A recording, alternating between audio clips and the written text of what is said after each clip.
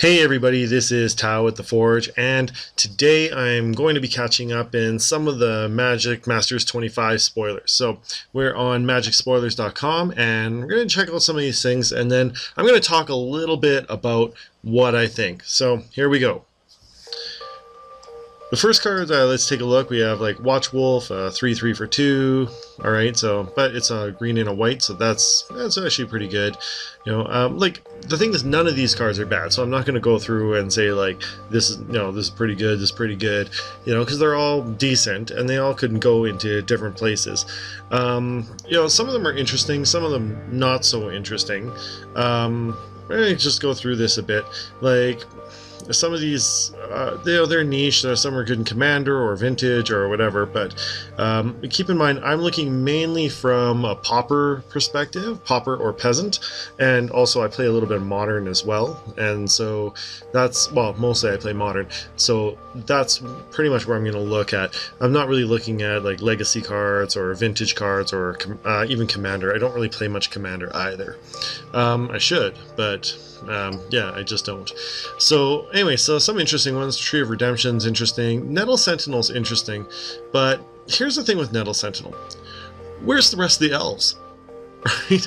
So like, if you're gonna have like Nettle Sentinel, like you don't have any other support for that card. It's kind of weird, right? So yeah, you cast a green spell, okay, but I mean, like it's just kind of strange. This kind of begs to have elves with it. So maybe there's other elves coming in the future spoilers, but I don't know how they're like, how it's even playable really. Like a 2/2 for 1 is great, but it doesn't untap unless you have another green spell, and well, I don't know, like unless you can cast something every turn, right, like you can with elves, it's kind of ridiculous. Like even in elves, Nettle Sentinel's not really used as an attacker all the time. It's mainly used like with the Heritage Druid to basically tap, and then when you cast your spell it untaps, so you can tap it again for 3 mana using Heritage Druid.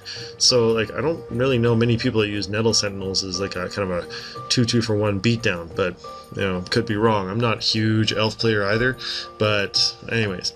So Animar Soul of Elements is interesting. 3-color creature, 3-color 1/1, and basically, well, it's pro white, pro black, so it's decent, but I don't know, I've never seen anybody actually play this. Maybe it's good in Commander or something. Ash Baron's is decent. Pendelhaven's a good one, right? So Pendelhaven is used in a lot of different places. Like I have it in Blue Black Fairies, and it's used in other places as well. Invigorate's also pretty cool. I don't know about Fathoms here and Brine Elemental. They could be pretty good.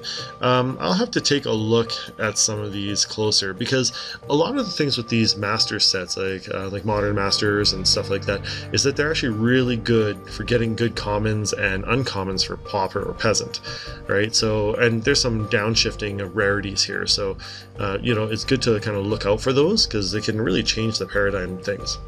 So Vesuvian Shapeshifter is an interesting card. So you choose another creature on the battlefield. If you do, until it's turned face down, it becomes a copy of that creature and gains basically the same ability. So you turn it face down and then morph it again. So you can basically repeatedly copy anything on the battlefield. Merfolk Looter's actually a pretty decent card. Great. Well, again, I'm just going to say they're all decent, so I'm not going to do that. Hordling Outburst was downshifted, and Frenzied Goblin as well. So I think that you should look out for seeing these in Pauper, right? So you might see like a Pauper Goblins or something like that come out. Gyromaster Polymorphist is an interesting card. I'm not sure how she does as a commander, but yeah, I don't really play her in Modern in anything, but it's an interesting ability. So Summoner's Pact is interesting as well. So now here's the thing: it basically puts Summoner's Pact in here with Flash and with Protean Hulk and stuff like that. So yeah, you might be setting you up for that turn 1 win with Protean Hulk, which I think is kind of a mistake. Because that's kind of like, yeah, it's unlikely to get it in a like a sealed deck or a draft deck, but I would be kind of pissed if I went to like a pre-release, or if I went to like a draft and I got killed on turn 1, right, from this from like Protean Hulk combo or something like that. So I wouldn't be too happy about it. You know, I'd be like, what the hell? I just paid all this money and got like KO'd in like one turn. You know, that's ridiculous. You know, so yeah, I don't know if they should necessarily put that in there. And if they're going to put in like broken combos like that, why not other ones? Like, why not the eggs combo then? That's pretty classic. Everyone knows that. You know, like, why not Amulet Bloom? Like, maybe that's coming, I guess. You know, they haven't spoiled the whole thing, but I mean, like, why not have like these other broken combos? Like, why don't they put in Splinter Twin and you know, and things like that? So yeah, I don't know. I don't like it. Like, I mean, it's good that Summoners Pack's in there for value, but I think they put it in there to create other combos, right? So, anyways, the filter lands are pretty cool, and like if you see other channels, like you can see some of them are like, yeah, filter lands, but like, I guess good for Commander. I've never really seen these being played in Modern. I have some filter land. I have played one. I have a black-red goblins deck, and I only really splash black for removal and to play what's that? Whatever anti. So I mean, like, it's kind of just a casual goblins deck. So I play it in there. What's it called? I play some filter lands in there to help me manage the land, but even then, that black-red mana land is not in here. So I don't know. I wouldn't be jumping all over myself unless this was actually worth some money. All right, so Nicol Bolas is pretty cool, but in draft you're probably never going to cast him unless you can sneak him out somehow, right? I mean, like, so 2 red, 2 black, 2 blue, 2 something else. That's 8 mana. Like, especially in like sealed or draft, like, I don't know if you're ever going to get him out, but maybe there's a way to cheat him out. I don't know. Target player, draw Blue Sun Zenith, Mikokoro, Center of the Sea. Man, say that, Mikokoro, yes. Anyways, that's a pretty nice one, that each player gets to draw a card. Now, this one's kind of rough with Jace the Mind Sculptor in here as well. You know, but each player being able to draw a card is okay. You know, Mana War, Master of the Wild Hunt. I actually had this in one of my other cubes, so it's kind of a neat one. At the beginning of your upkeep, create a 2/2 green wolf creature token. Tap on all untapped wolf creatures you control. Each wolf tapped this way deals damage equal to its power to target creature. That creature deals damage equal to power divided as a controller chooses among any number of those wolves. It's a neat ability. I don't know if I would necessarily choose it as my first pick, but it's okay. Mishra's Factory is pretty cool. Lightning Bolt, of course, they're going to have that in there. That's pretty iconic. I mean, like, you know, everyone knows Lightning Bolt. Well, Brainstorm, I guess, it's a good card, but it's not Modern playable. You know, like, I think it's banned in Modern, so, you know, but I guess it's good for the other formats. Same with Counterspell. Conflux, so search your library for a white card, a blue card, and a black card, red card, and a green card. Reveal those cards and put them in your hand. So again, if you can get this off, I mean, like, hey, 8 mana and you need like all the different colors, then sure. Nezumi Cutthroat's one that I actually I've always liked, but never really found to be that good. Yeah, like a 2/1 for 2 that's basically unblockable. Is okay, but he can't block, and I don't know, it's just kind of, I like the idea of it, but I've always been kind of like, meh, you know, like, alright, so Willbender is actually a surprisingly, it doesn't look that good, but it's actually really good, right? I really like Willbender a lot. You know, you can sit there on the battlefield as a 2/2 for 2, and then you can morph it for 2, or a 2/2 for 3, and then you can morph it for 2, and then you change the target. It's funny because you don't counter the spell, you just change the target. So if someone tries to use removal on it, like a Path to Exile, you can change the target to one of their own creatures, right, or something like that. So that's actually, you know, it's an interesting ability, and you don't really see changing target abilities that often. So I like Willbender quite a bit because it's unique, right? Ratcatcher, like, meh, whatever.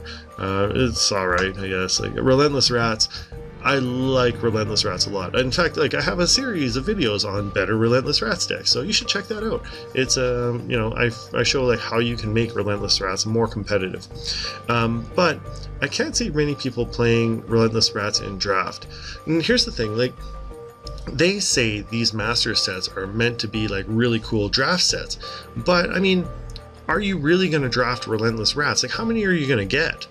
Right? And they don't pump even themselves, they pump only each other. So I mean, like if you're drafting like I don't know, unless everybody's passing on Relentless Rats, like I can't see you getting more than like 2 or 3, right? Like I mean, you would need to have like probably at least like 5 to 10 to get it even really going, like, and then I don't know, good luck drawing them, right? So a better one would be Pack Rat. Right? It's not as well known. Well, I guess it is well known, but not as iconic. I keep wanting to say iconic, but it's not as iconic as Relentless Rats is. But it's way more competitive, right? Like basically, Pack Rats for the same cost is like 2 to cast it, and then 3 to basically convert any useless card you have into a Pack Rat, and then it just pumps itself as, you know, pretty cool. No, unless they put an Echoing Truth in here, then yeah, that sucks. But all right. Alright, Eidolon of the Great Revel. Man, do I hate that card. No, I mean, I don't hate the card itself. I don't think it sucks. I think that it's a really good card for burn. It just sucks for everyone else, right? So, I mean, I don't disagree with having it in there. Akroma's Vengeance, alright. Yeah. Rishadan Port is pretty good. You know, 1 mana, tap target land. Yeah, that's fine. You know, that's a good card, and I think there's some value there, so... Now, Darien, King of Killjoy. I've never actually really looked very closely at this card. Whenever you're dealt damage, you may create that many 1/1 white soldier creature tokens. Oh, that's actually pretty good. Yeah, for 5 mana, yeah, I would maybe take that. Vendilion Clique. Now, Vendilion Clique's been reprinted like so many times, and it just never really drops in value. Like, okay, it does drop in value, but it's still super duper expensive.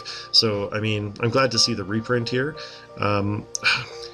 One of my thoughts, though, is that these master sets, like Wizards, kind of what they do is they print a lot of high value cards in them, but they're printing them so much that I don't know if they're going to be able to just like every time they do this, the cards values just drop and then drop, right? So I don't know if they're going to be able to keep having high value cards to keep pumping these sets, right? I don't know. Now, Flash, of course, is a decent card. Now, of course, they had to pay this reduced pay up to 2 because otherwise, you know, like it's like putting Flash on a creature essentially. So, and then of course, Protean Hulk. I don't like Protean Hulk, right? I mean, it's just so janky, and like if you get that Protean, like I said, if you get a Protean Hulk combo out, it's just like anything that you can win on turn 0 or turn 1, like just sucks, right? Like, I mean, no one likes that, right? And the thing with it is, like, look at the card. It's like the flavor text is meat and eggs we eat. Okay, and then of course there's that card with the most difficult to say name is Borborgmos. But okay, if you know how to say it, you know, spell that in the comments. Okay, but it's like they don't even take their own card seriously, right? Yes, I know it's like they're making a play on Protein Hulk, right? But I mean, like, come on, right? Like, at least take it seriously, right? Like, what they should do is actually just make the next set and just put puns on every card. Like, seriously, like, if they're gonna do that, like, seriously, just put like a pun on every card and like just see what people think. You know, it's just so ridiculous. I don't want to be negative. Like, there are good cards here. I just don't like Protean Hulk. So, anyways, Armageddon, Destroy All Lands. Everyone hates that card. Yeah, but you don't really see it being played very much. Ensnaring Bridge is an awesome reprint. It's like a pretty expensive card, even still. A lot of people hate this card a lot, right? If you watch my videos, you'll know that I have Ensnaring Bridge sideboarded in almost like half my decks, right? Like, basically I just set up something to like try and drain you, and then, you know, and then just put up an Ensnaring Bridge and make it so you just can't attack me, right? It's super frustrating, but it's not okay. So if you watch other people's channels, they hate Ensnaring Bridge a lot, right? Some people, like, you know, they're like, it's the most unfair card, it should be banned. But I mean, there's a lot of ways to kind of get through it and get around it. Like burn, it doesn't do anything against burn. There's a lot of people main decking abrades now, or at least sideboarding abrades. You know, so you can blow up the ensnaring bridges. You know, there's ways around it, and you know, it's not like Lantern Control again is, you know, the most famous deck that's playing this really is, it's just kicking ass and taking names either, right? So I mean, it's a good reprint, I think. I like the card a lot. It's hard to play around, but it's also super expensive. I wouldn't want it to get too cheap though, because then you'll just see it everywhere, right? And I don't know, it's like I said, it's hard to play around. It's not impossible, but you know, yeah, I don't know. I'm not sure how I feel about it being in a draft set, right? So if you're in, like, you know, if you draft this and you get it out, like, it's going to be super hard for your opponent to beat it, right? Especially because I don't think I've seen very much like artifact destruction here. So, all right. So Fierce Empath. Oh wow, an elf! Yay! When Fierce Empath enters the battlefield, you may search your library for a creature card with converted mana cost 6 or greater, reveal it, and put it in your hand. Great. Zombify is kind of neat with the Aven. Magus of the Wheel is going to be huge in, you know, not huge, but big in Commander. Yeah, it's used a lot. Savannah Lions is very famous. A 2/1 for 1. It sounds like it sucks, but it's actually pretty good. 2/1 for 1. It wouldn't be my first pick, but eh. Core Firewalker, again, Core Firewalker is awful when you're playing burn. If your opponent like boards a Core Firewalker in and they have pro red, and every time you cast a red spell you gain 1 life, it makes things so hard to win. Right, so I mean, I'd like the include here because especially like the next card is cards like Ball Lightning. Right, so Ball Lightning's 3 red for trample, 6/1 haste, trample and haste, and then you just basically sacrifice the end of the turn. Yeah. Undead Gladiator. Discard a card, return to your hand. This might be good if you had it as part of like a madness type deck or something like that. I don't know. Ruark Thars is okay. Bident of Thassa is actually a really cool card, forcing your opponent's creatures to attack this turn. This is actually really nice in Cube, right? Because when you're playing multiplayer, especially in multiplayer games, you can force your opponents to like creatures to attack like on like other like they can basically force them to attack even another opponent. So that's kind of neat. Doomsday is just like, I can't believe it's a mythic.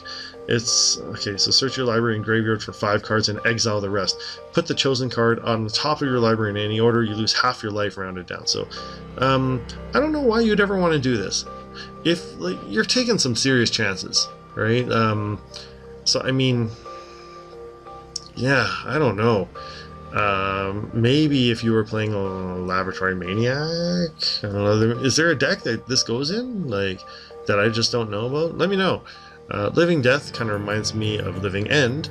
Giant Growth, yeah, sure. I've got like a million Giant Growths, but hey, it's a common. It's a 1 mana like combat trick, so hey, great. All right. Ladimri's Call. Search your library for a creature card. Reveal that card, put it into your hand. So it's a creature card that, or it's not a creature card, it's an instant that just allows you to tutor up a creature. So sure, it's a Selesnya tutor.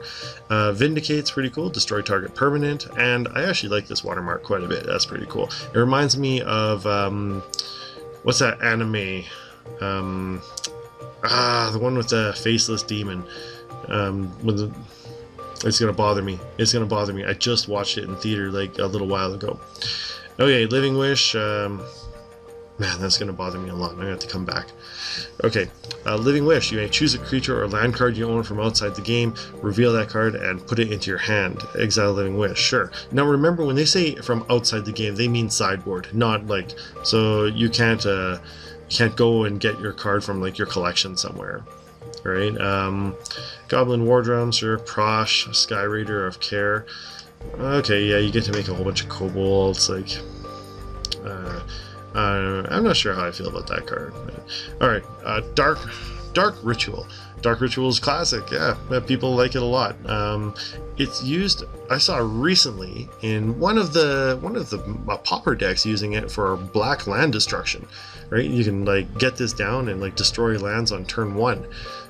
That's pretty obnoxious, actually. It's pretty obnoxious, right? So turn 1 swamp into Dark Ritual, get 3, and you cast like ice something and just destroy your opponent's land. Oh man, that's yeah, that's gonna be like Owling Mine type like anger. Hana Ship's Navigators, a new card, return target artifact or enchantment card from your graveyard to your hand. This would be, I've never seen it used in Modern, but it's probably a decent commander card. Imperial Recruiter, I imagine this is awesome. Like, it's a great card, and it's worth like $200. It's probably worth 100 something now, but yeah, it's a great card, great include. It's kind of like a lottery card, to get it, but I'm hoping that I will get it in my booster box. So, all right, Curse Catcher, great value. People really need it, but here's the thing: okay, you got Curse Catcher, but where's the rest of the Merfolk? Right? Like, it's kind of you just have like one piece of it. I hope they reprint Lord of Atlantis, because they haven't reprinted that card in forever, right? So I mean, and they just had Merfolk versus Goblins, right? So I mean, print some of the other ones, like print Goblin Guide and Lord of Atlantis. Come on, Wizards. Like, okay, Sundering Titans, decent card, of course. Blood Moon. People hate Blood Moon so much. Again, besides Ensnaring Bridge, people like when you drop a Blood Moon on someone, oh man, do you ever get hate for that? I had a person who was playing all non-basics. I dropped a Blood Moon on them and they just let me have it. They were so pissed, right? And I'm like, well, it's not my fault you're playing all non-basics, but especially when you're playing like multicolored decks, like, it's harsh, right? So I mean, yeah. All right, Pillage, sure. Okay, so Pillage is just a better Stone Rain. Balduvian Horde. Okay, Chalice of the Void. That's a really irritating card. It's a great value, but I hate Chalice of the Void because I tend to play faster decks, and when they chalice me on 1 or 2, yeah, you notice how everything I hate is like stuff that like screws me over in my decks, of course. But I'm willing to play it too. So I mean, yeah, I take the licks when I get them, but I'm willing to give them all the same. Okay, so you got Akroma and Gazella, both great cards. You don't see them being played very much, like probably good commanders or in Commander or something like that, but I can't really see these really coming out like 8 mana or 7 mana in like draft. I'm not sure how often you're actually going to get these out before, and you might just be dead by the time that happens. So, Thalia, Guardian of Thraben. That's a great card. Decent value on it, and it's a rare. So I was going to say it's uncommon, but okay, no. Blue Elemental Blast and Red Elemental Blast. Those are nice reprints. These ones would actually be great in sideboard. I would definitely look at putting these into my sideboard if I well, of course they're going to be in sideboard if you're in draft. Yeah, great. I think really good includes. Everyone loves these, and they are different from Pyroblast and Hydroblast, even though they're essentially the same card, which means that in a deck you can actually have multiples of these. So yeah, I like those two. Murder, okay, yeah, sure, just your standard black creature destruction. Okay, last page. Phyrexian Obliterator. I really enjoy playing black-green Obliterator, but the thing with Obliterator is it almost certainly demands like a mono black deck. It's hard to play it in other colors, and then like if you get it, then great, but then it also dies to removal super easily, right? Like, so like the One Path to Exile or an Oblivion Ring or something like that. It has no ETB trigger, so it's kind of harsh, right? Like, and if your opponent's playing a token strategy, then well, it's really hard to get past an Obliterator. But anyways, Azusa Lost But Seeking, that's an exciting one. There's a way that you can put this into like the multi-land destruction deck, right? Especially if you combine this with whatever that creature is that allows you to play lands out of your graveyard. So you get like a Ghost Quarter. You play your Ghost Quarter, sack it to destroy one of your opponent's lands, play it back out of your graveyard, sack it, destroy another land, play it out of your graveyard, sack it, and destroying 3 lands per turn is pretty obnoxious. Your opponent's not going to be able to really do much against that, you know. And especially if you're playing any ramp, you could possibly get that going in like literally like on turn 3 or turn 2, right? So okay, Jace the Mind Sculptor. So Jace the Mind Sculptor, of course, is the chase card in this, or one of the chase cards. Everybody thinks Jace the Mind Sculptor is awesome. Like, they unbanned Jace just to make money on this set. So, you know, I hope I pull one. I've never really played with Jace or against Jace, so I don't know if it's really that impressive. I imagine it just depends on the deck it goes into. But yeah, those are the spoilers. So here's the thing. I mentioned I was going to say a little bit about this. Like, first of all, if you're looking at building Cube, these sets are actually pretty sweet, right? Because, okay, I'm going to say most of these sets are pretty sweet if you're looking to build Cube, because they've got good synergy. You don't really get very much like chaff in it. Like, there's not really a ton of dirt cards in there. They're all decent, but you can pick up some really good like some really good commons and uncommons, right? So I mean, like, this Watch Wolf even is like, you know, vanilla 3/3 for 2. Sure, that's actually a pretty decent card, you know, and that's probably going to be like worth like a quarter, you know. I don't know, watch that's worth like $10 or something like that. Spirited Away. Spirited Away. That's the damn movie I was thinking of. Ah, I knew it. Okay, Spirited Away. Those people that wrote it in the comments already, thank you. But yeah, I got it. Okay, but anyways, I just don't see a lot of synergy, right? Like, I mean, like, it just seems like there's a lot of good stuff here, but I don't know, like, necessarily like how these cards are all meant to work together, right? So I'm hoping that there's more to see, that they'll like when they spoil the rest of the set or more cards, that you'll see more of these like more synergies here. And I really hope that they don't have, like, you know, a lot of, like, they don't put like eggs combo or something like that in there, you know, or even Splinter Twin combo, like, or stuff like that. The way I feel it is that they release this set to give you a ton of value, right? And that's good, and to lower prices on some of the more expensive cards, great. But I don't know how playable this is, right? Like, I mean, like, if I just drafted like a set, like, you know, a couple packs of these, I don't know how I'd put them together necessarily, besides just making like a good stuff deck. I don't really see very much like any synergies between the cards, or very few synergies. So I'm hoping that we do see some synergy between the cards eventually. Like, anyways, those are my thoughts on it. Let me know what you think in the comments. Do you see like a lot of great synergy in the decks? Do you think that they'll be good to draft? Are you excited about the value? Like, I am. Like, I think I just have amassed like a ton of trade credit and stuff like that, so I can, you know, I can almost get one of these for free, which is going to be sweet. And you know, I'll do my opening too, and if you're interested in sponsoring me on Patreon, you know, at a certain tier, one of these could be yours. You know, but I mean, I don't know how these would play. Like, if I played like a game of Sealed with this, or if I played a game of like a draft game, you know, multiplayer draft, would I be able to put together like a super fun deck out of this? I don't know. It depends, I guess. We're gonna have to wait to see more commons and uncommons and see, like, for the whole set to be spoiled. Anyways, let me know what you think in the comments. That's it for now. Thanks for watching, and I'll see you next time. To join an amazing Magic the Gathering community, check out KitchenTableMTG.com.